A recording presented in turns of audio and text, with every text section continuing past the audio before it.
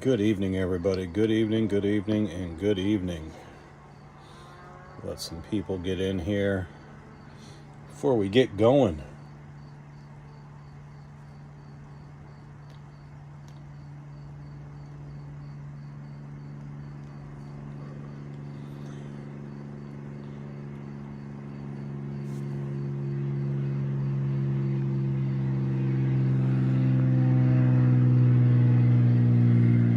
I did that for a reason because I'm going to talk a little bit about it.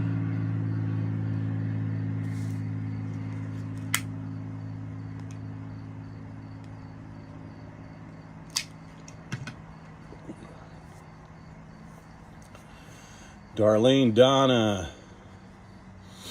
welcome in, welcome in.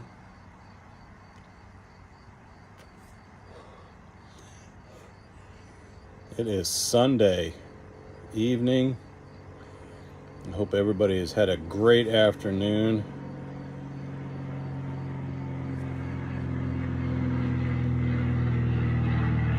Throwing on. Cliff is in here. Gonna let some people get in here.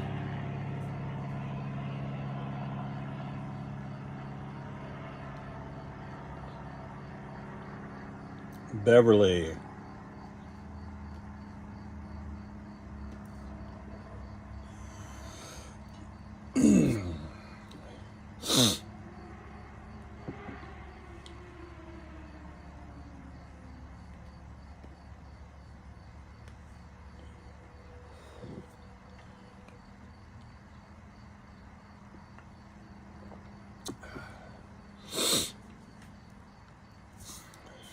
15 or so. That's all right. I'll get started here. Get into a few things. First off, give you guys a quick update on the Pikes Pub beating that happened over the summer, where the Hells Angels, the outlaw motorcycle gang that beat up the black guy inside the bar. Got an update on that. There will be a trial.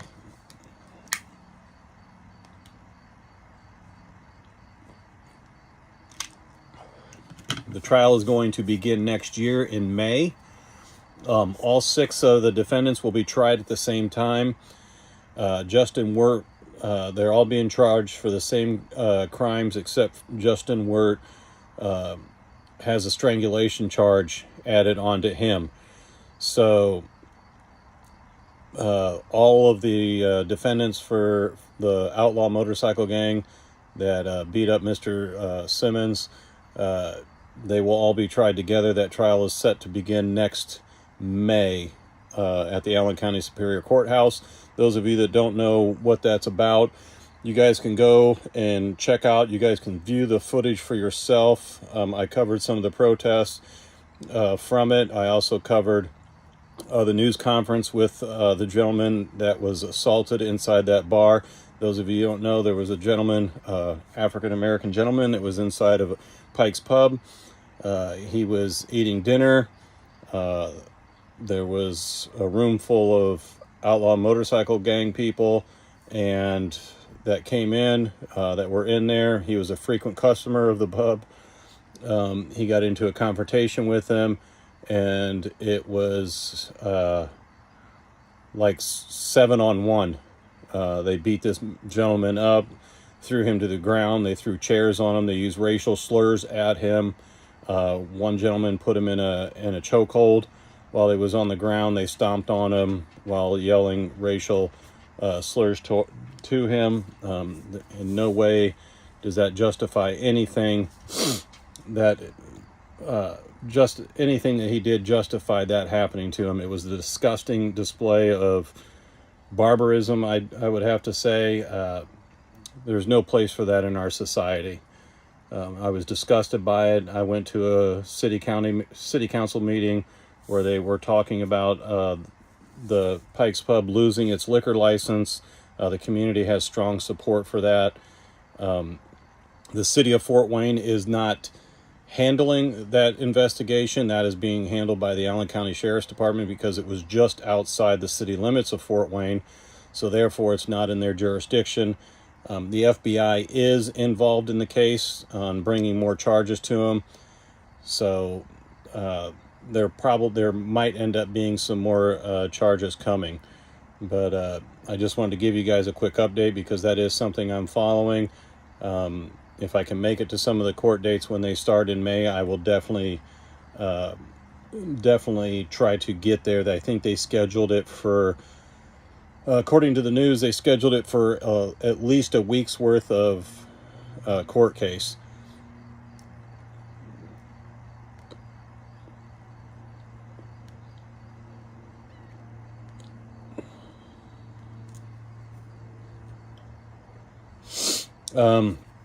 On some lighter news, I would like to say that the other day I went out to the mailbox. Went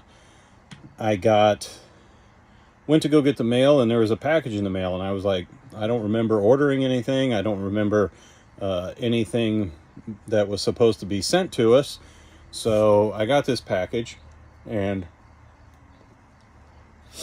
it came from Pastor Carl. Some of you that are regulars in the chat know who Pastor Carl is. He's been a strong supporter of Josh and I and many other streamers that have covered the border, that have covered multiple other things. So I got this package from him. I was not expecting it. And when I undid the package, he sent Jody and I 2 Bibles, King James Version Bibles, and each of them have markings in them of things that he has personally written in them in each of these Bibles. That's Jody's. Pretty cool. Very nice Bible. And I'll tell you what, that definitely made Jody and I's day. I read the letter, both of them, and I tell you what, it was definitely the right timing for that. So I sat there, and I was like completely stunned by it. Jody was completely stunned by it. She came home. She had picked up our granddaughter from school, and she came in the kitchen. And Pastor Carl, I am glad you are in the chat. Thank you so much, Pastor Carl, for that. I tell you what, I was in tears. I'm not gonna lie. I was in tears reading the letter. I thought, does it make a difference when I go down there on Tuesday and I sit there and I read the victims list? And after the things that you said about it, that definitely made it worthwhile for me to continue to go down there every Tuesday and continue to read the victims from the October massacre that happened. And I will be back down there this Tuesday for sure. But it was well timed, sir, well timed. And I will be good. Jody and I, we appreciate it. We thank you. We will be good stewards of this. When our granddaughter gets a little older, she wants to hand this down to our granddaughter. And it got us thinking. And before I get into any other things, we went to church today, and we were talking about, in church, they were talking about where our place was in church, and how do we find our place as far as doing outreach and stuff like that. And I got to thinking, and I told Jody, I was like, we got all these strange people that keep coming to our house. And I was like, I wonder if we can do some outreach that way. These people want to come to our house, so I don't want to get into too much detail about it. Hold on, I gotta light my cigar.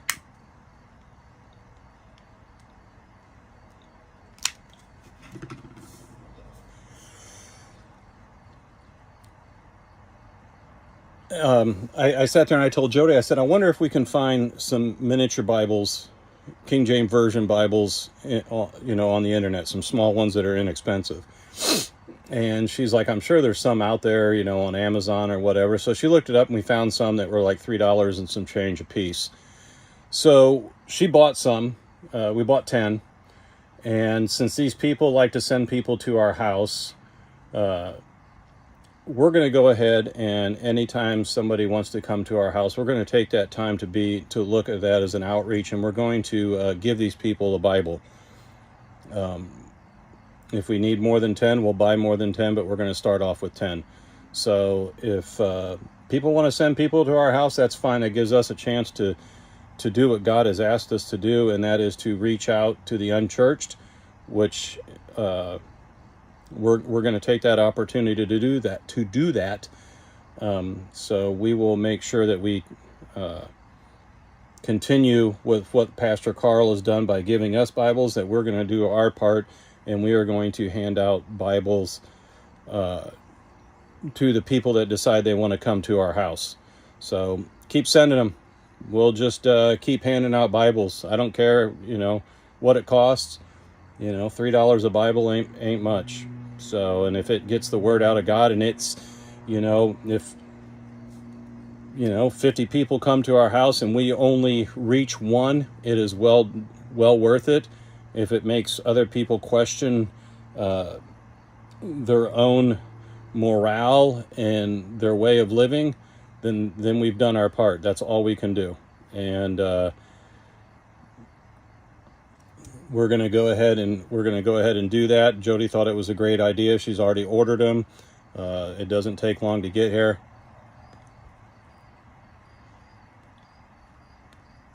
Yeah, I thought it was a great idea. I definitely thought it was a great idea. So, for them to do what they're doing, I guess that's going to kind of backfire on them. But we did have a talk with our Attorney General down in Indianapolis, Todd Rokita. I spoke to his liaison. He gave me a business card and asked me for all of the information. Told us to give him a call, which we did. We have emailed all the information to them, so they're going to be taking control of that, along with our outreach to our FBI people here in our own city. There's an office here in Fort Wayne. So anyways, what else? I seen today there was a shooting at another church, another shooting. I seen the left-wing media is pushing the fact that there was American flags in the back of this gentleman's truck. Mental illness in our country is at an all-time high, I believe. There is a lot of mental illness that is out there. This gentleman that did this today was a Marine veteran, husband, a father, spent some time in Iraq, and I am a strong believer that our military needs to have some of the best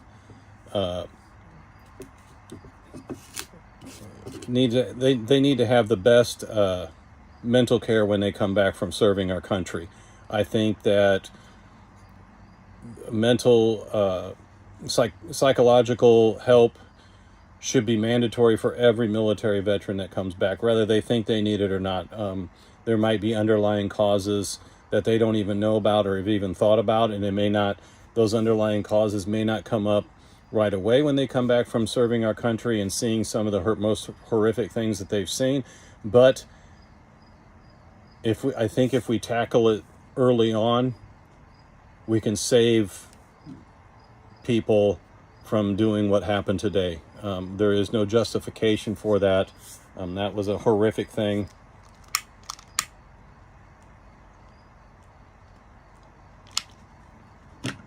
My cigars humidor packets are going out. I have to get some more humidor packets for my cigars. This one here I started the other day, so it's been sitting out. I should have put it back in the humidor, but I didn't.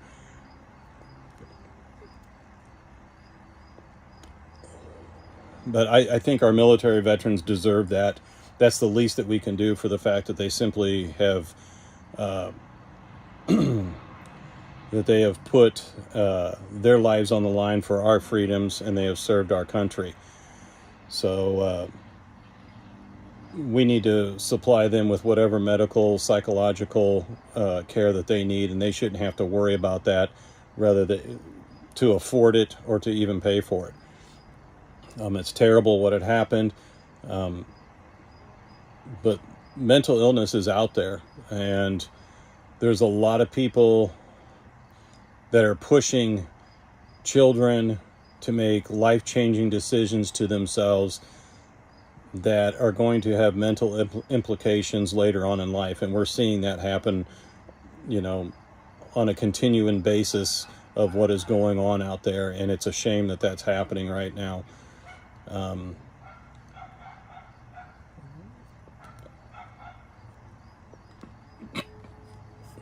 I like to enjoy a cigar once in a while.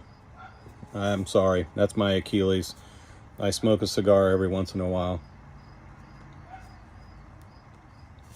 I have a cigar, and every once in a while I'd like to enjoy a little bit of whiskey with my cigar.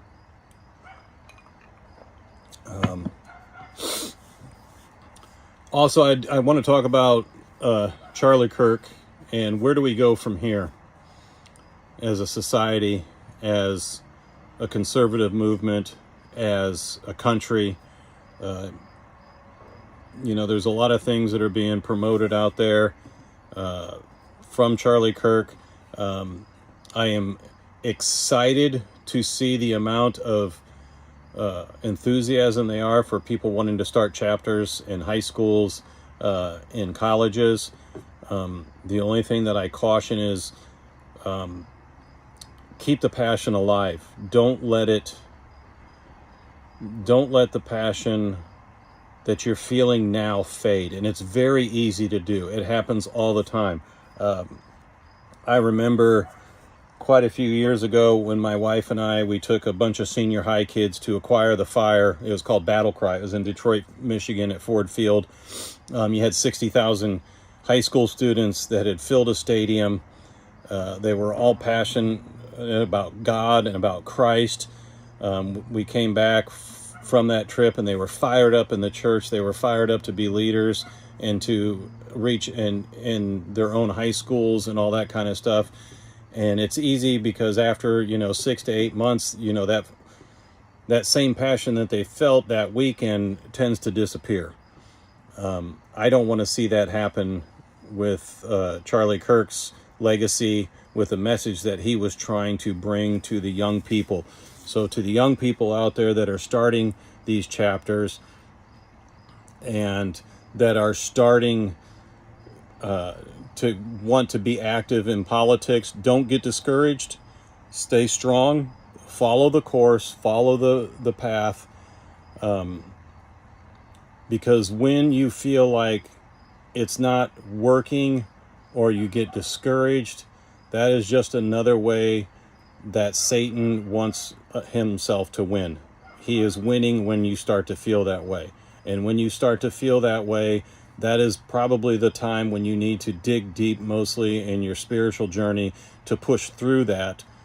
Because Satan's going to do all sorts of things to steer you in the wrong direction. He's going to bring things in your life that are going to try to deter you from reaching your potential, from reaching out to other young people. We're in a spiritual battle right now.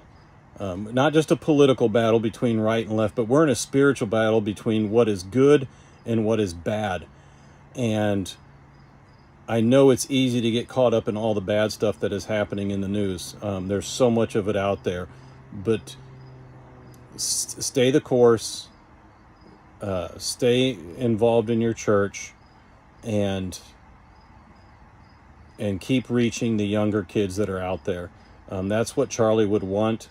That was his goal, is to reach as many young people that is out there. Because if you think about it, the left is pushing For years now, the left has been pushing that a man can be a girl and a girl can be a man, and that's just not, that's not true. And these are my beliefs, and you guys may not believe in my beliefs, and that's okay. You're allowed to have your opinions on that, but these are my beliefs. And if you think about it, all of these girls that are taking these hormones at such a young age, and all of these boys that are mutilating their bodies by trying to become a girl, they're not going to be producing children. So the effects of this is not going to be felt now. The effects of this is going to be felt, 15 years from now, when all of these people that have done this stuff to their bodies can no longer have children. But yet, if you think about it, Charlie Kirk's mission was to get married, have kids, be a father, and take care of your family, and to love God. So those types of messages of raising good kids and bringing kids into this world is going to outweigh all of the people that are not going to be able to have kids. So they're going to basically, they're going to die themselves out of their cause.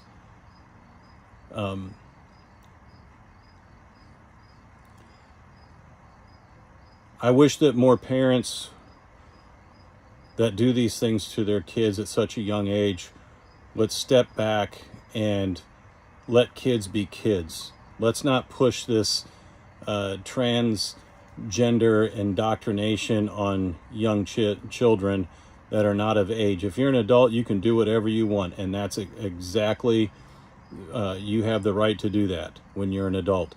But when you're a 10-year-old and you're telling your mom and your dad that you want to be a girl or you want to be a boy and you're not that sex, that is a call for help.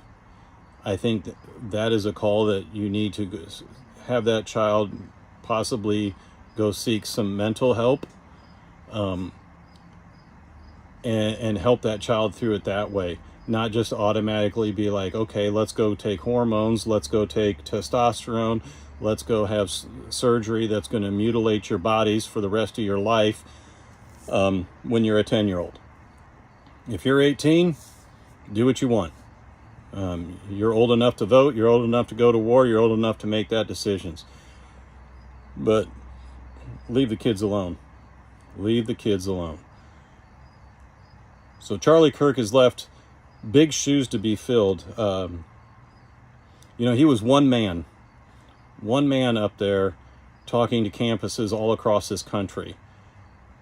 And people tried to silence him for his free speech.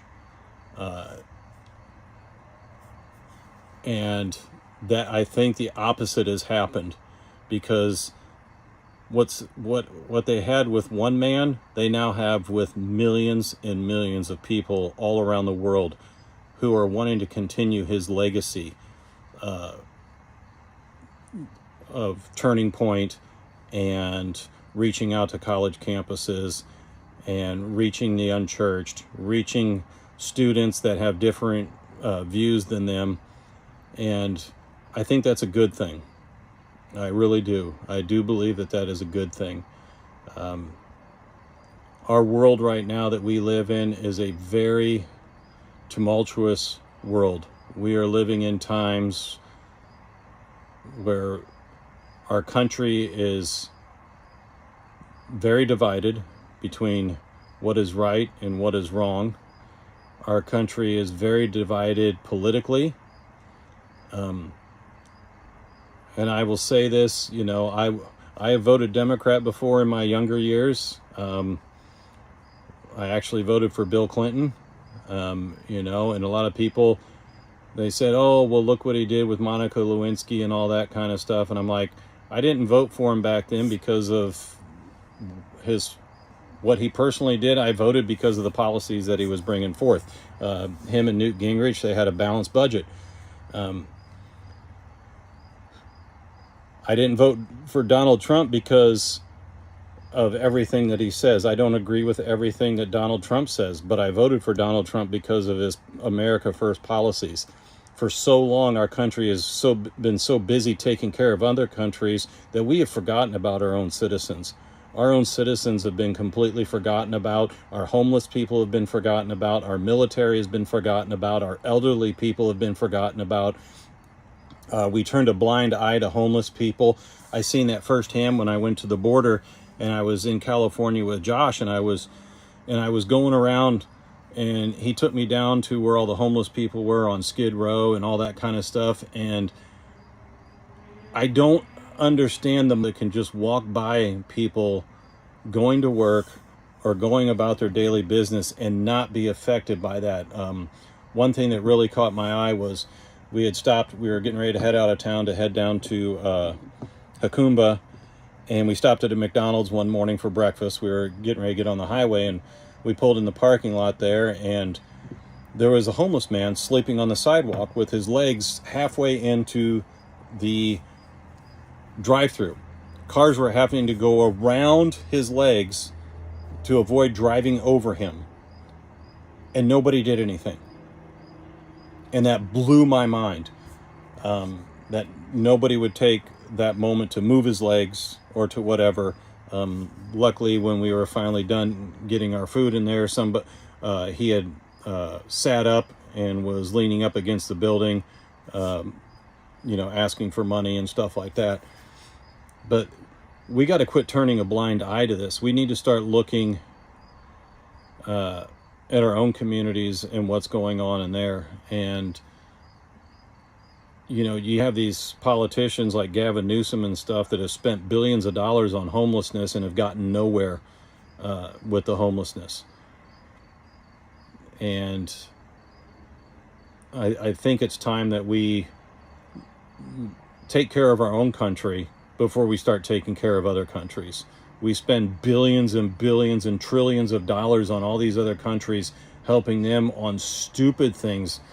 And you all have seen it. You've seen what Doge has come out with, some of the stuff like setting up Sesame Street in Iraq and all of this stupid money that we spend.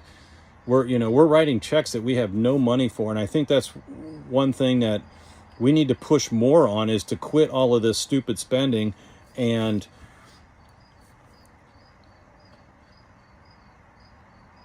yes, I will, Rooted in Grace. Yes, I will. Quit spending all of this money on non-essential stuff and start spending the money on the things that we need to spend it on. I am very much a pro advocate of taking care of our veterans. That's why every year when we do our Christmas drive, we raise money for Shepherd's House, which is an organization here in our hometown that was started by a businessman. It is a nonprofit. They receive no funding. All of their funding comes from his business and the community. He has 2 homes that he has renovated, and he's turned them into homes where he accepts military members that are dealing with PTSD, drugs, alcohol. All of them are homeless. He takes them in, helps them get back on their feet to become a productive member of society, and that is something that we feel very passionate about, is helping them in any way that we can. So what does Ham say? 60. Okay, Ham. Well, you see that you spent they spent that money on a parade. How much is being spent on Barack Obama's library in Chicago that they've only received $1 million into an endowment that's supposed to help take care of that, when now the rest of it's already over budget from what they said it was going to be spent for, and the rest of the money is going to come back from the taxpayers of Chicago that are going to end up paying for that atrocity of what they call a community center that's being built in a park that they took up all that land for, and they built this ugly looking structure that is an eyesore. So let's start looking at that. You guys all want to jump on the bandwagon about the money that was spent for a parade, but you don't want to jump on the bandwagon for a presidential library that's being built in Chicago that is absolutely a waste of money. So it goes on both sides. Ham. It goes on both sides.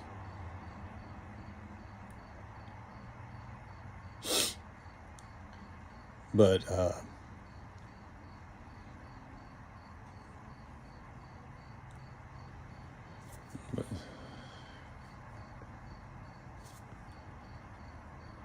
screw the Obama library. Well, yeah, if Obama wants a library, let him pay for it. Let him pay for his own library.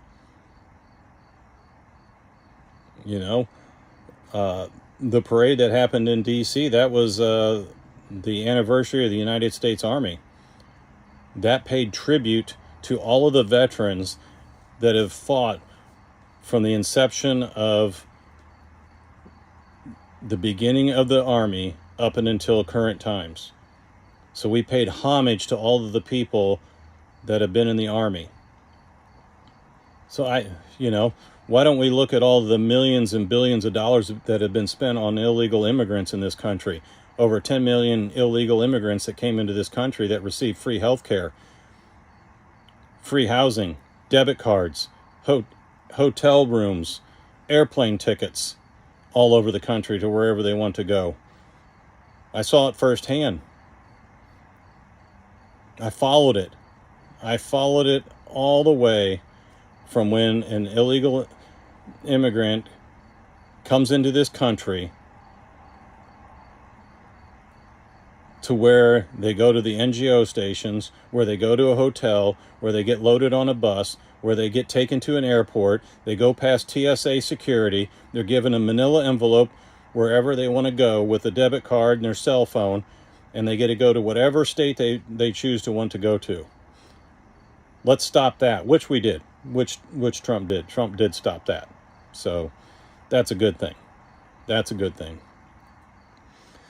But anyways, those of you that weren't here a little bit earlier, we did Patriot Roy, Pastor Carl, I seen it up there. I was just looking at the chat.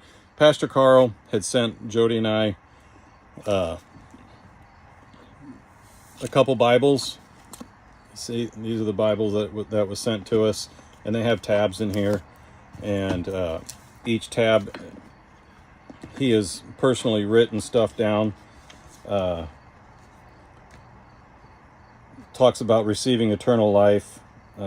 He had one tab in here that it's actually bookmarked, and I don't know if he did this on purpose, but he put in the sinner's prayer, which states, God, I know I am a sinner. I know my sin has earned for me eternal separation from you. I believe Christ died in my place when he died at Calvary. I accept his death as a full payment for my sin. I accept him as my Savior. Thank you for saving me. In Jesus' name I pray. Amen. I thought that was an excellent place to have that to put in there. And like I said, Jody and I, we were thinking about it, and she has placed an order to have 10 Bibles delivered to our house. And for these people that want to keep sending people to come to our house, we're going to go ahead and give these people a Bible that come to our house, and maybe somebody will take that Bible and will change their life. Maybe not. Somebody, they may just throw it in the floor of their car or throw it in the garbage or whatever. But if we reach one person, that's all that matters. If it reaches one person, that's all that matters. If it doesn't reach anybody, it still doesn't matter, because God calls us to reach out to the unchurched. And that is something that Jody and we thought about. And I said something to her, and she's like, that's a great idea. So that is something that we are going to do. We're probably over 30 people that have showed up at our house. So, hey, if they want to come here, what does Pastor Carl say? Mark 16. Oh, therefore into the world. Yep. Go ye therefore into the world. But, so we're going to do that. We're going to continue to give out the Bibles. And who knows, I will let you guys know I will be back downtown on Tuesday. back down there reading the victims from October massacre, as long as I'm off work on early enough to get down there. But I will be back down there this Tuesday to continue to read those statements, those names. There's a lot of names. I'm not perfect at reading the names. I try my best to read the names without butchering them. If I do, I apologize. If anybody that is knows anybody that was killed in the October massacre, I apologize for butchering their names. I don't mean to. And so, but anyways, that is it. Once again, the update on the Pikes Pub beating. Trial is set for next May. All 6 of them will be tried together. One of them, Wirtz, has an additional charge of strangulation against Mr. Simmons. So any more updates other than that, I will let you guys know, but that's where it's at right now. The trial date is set for next May. They said it's going to take about a week. My guess is it's probably going to take longer than a week. This is going to be a pretty messy trial. There's a lot of elements into it, and being that the FBI is involved, I'm sure it's going to be last a little bit longer than a week. But anyways, Gator Girl, you're not looking so hot there with your Gators. I think right now Notre Dame's got a better record than your Gators, but that's okay. We still got a lot of season left. Those of you who don't know, Gator Girl and I have a little bet. Whoever has the best record between the Notre Dame Fighting Irish and her Florida Gators at the end of the season, that person has to wear the other team's jersey. So Gator Girl is going to look mighty fine in a Notre Dame jersey. So go Irish, Gator Girl, go Irish. What? Oh, I don't think so, Jalen. I don't think so. Listen, that's not even funny. But y'all seen what Notre Dame did to Arkansas. But y'all have a great evening. Make sure you have your notifications on. If you're on here in Rumble, thank you for joining in. If you want to become a member on Rumble, please sign up to become a membership. It does help pay for, now that Prism's doing this thing that if you're streaming on multiple platforms on Prism, they charge you $10 a month. So if you want to help out and help pay for the Prism, for the multi-channel thing, you can sign up for a membership. But if you're not a member of any of these channels, or you're not subscribed to them, make sure you hit that subscribe button and make sure you hit the notification bells, because I will be here Tuesday night at 5 o'clock at downtown. So make sure you guys have all of that turned on, and make sure you guys give a thumbs up. Make sure you guys check out Josh, the Oreo Express, on Rumble. He might be on later on tonight covering some of the Portland stuff. I talked to him, texted him a little bit earlier. He said he had to go to church, and then when he gets home, he's going to check and see what's going on with the whole Portland thing. So make sure you guys have your notifications on there for Josh. So I will talk to you guys later. Pastor Carl, thank you so much for the Bibles. Thank you for giving us that idea about handing out these Bibles to people. You're a great person. I can't wait for the day that Jalen and I get to meet you. And is Wyoming Girl in here? I didn't see her name.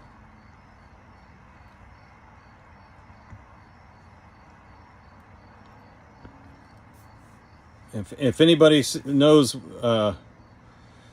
if anybody has any contact with Wyoming Girl, please let her know that we're thinking about her. Jalen has been, oh, you're just saying it out. Jalen has been worried about her. Please send her our prayers, and we hope to see her back on the channel soon. And thank you, Pastor Carl. You're a great patriot. Thank you so much for the donation. I will show you what that money will be going for once we get the rest of the money to go with it. So, Ham, thank you for being in here. You were respectful. I appreciate that. Even though we have differences of opinion, you were at least respectful. And y'all have a great evening. Peace.